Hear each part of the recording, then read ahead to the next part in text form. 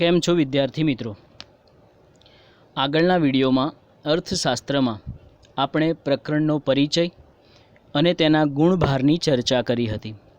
આ પ્રકરણમાં આપણે પેપરનું માળખું એટલે કે પેપર સ્ટાઇલની થોડી ચર્ચા કરીશું કે તમારે વાર્ષિક પરીક્ષામાં કેટલા પ્રશ્નો કયા સેક્શનમાં અને કેટલા ગુણના એ સેક્શન પૂછાય છે તેની આપણે ચર્ચા કરીશું. સૌપ્રથમ સેક્શન જોઈએ તો આપણને કુલ A, B, C, D અને E આવા 5 સેક્શન પૂછાય છે. જો આપણે પ્રશ્નક્રમની ચર્ચા કરીએ તો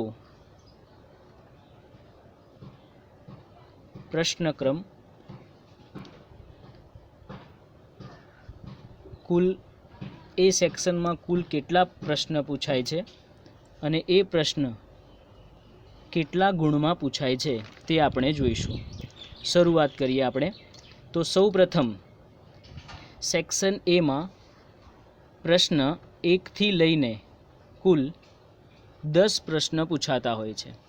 આમ સેક્શન એમાં આપણને કુલ 10 પ્રશ્ન પૂછાય છે જે એક ગુણના હોય છે. આમ કુલ સેક્શન એ જે છે એ આપણને 10 ગુણમાં પરીક્ષામાં પૂછાય છે. સેક્શન બી કે જેમાં પ્રશ્નક્રમ 11 થી લઈને 20 સુધી આપણને પરીક્ષામાં પૂછાય છે.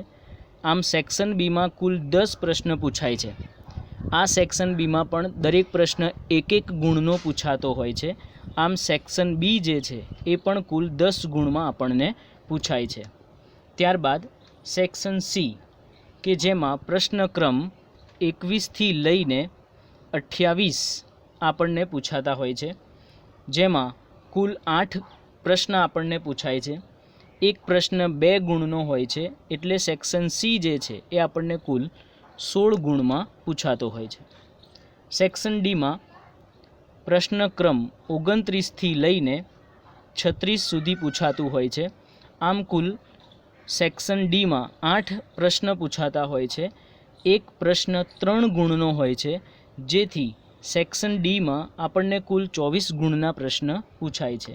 સેક્શન ઈમાં પ્રશ્નક્રમ 37 થી લઈને 40 સુધી આપણને પૂછાય છે. આમ કુલ 4 પ્રશ્ન સેક્શન ઈમાં પૂછાય છે. એક પ્રશ્ન 5 ગુણનો હોય છે. આમ સેક્શન ઈ આપણને કુલ 20 ગુણમાં પૂછાય છે. તેથી કહી શકાય કે કુલ વાર્ષિક પરીક્ષામાં આપણને 80 ગુણનું પ્રશ્ન પેપર પૂછાતું હોય છે. ફરીથી એકવાર આપણે ટૂંકમાં ચર્ચા કરી લઈએ. કુલ એ થી લઈને ઈ સેક્શન સુધી વાર્ષિક પરીક્ષામાં આપણને પ્રશ્ન કે સેક્શન પૂછાતા હોય છે. સેક્શન એમાં કુલ 10 પ્રશ્ન પૂછાય છે. એક પ્રશ્ન 1 ગુણનો હોય છે. આમ કુલ સેક્શન એ 10 ગુણમાં પૂછાય છે. સેક્શન બીમાં પણ કુલ 10 પ્રશ્ન પૂછાય છે. એક પ્રશ્ન 1 ગુણનો હોય છે.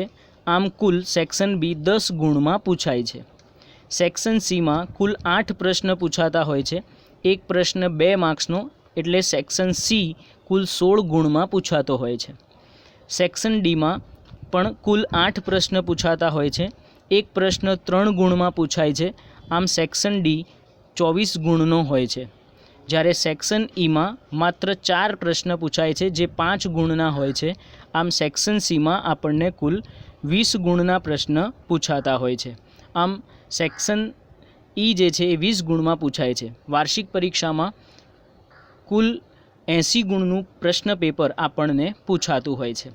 એક મહત્ત્વના મુદ્દાની ચર્ચા કરીએ. 11મા ધોરણમાં તમારે બધાએ એક ચોપડો બનાવી દેવાનો છે. જે પણ વિડીયોમાં પ્રશ્ન કે જે પણ હું ચલાવું છું એ તમારે તમારી નોટબુકમાં લખતા રહેવાનું છે. આ બધા જ પ્રશ્નો જે ચાલશે તેની PDF ફાઇલ પણ તમને મોકલવામાં આવશે, જેમાંથી જોઈને તમારે તમારી નોટબુકમાં એ પ્રશ્ન જે છે એ સારા અક્ષરે ઉતારી લેવાના છે.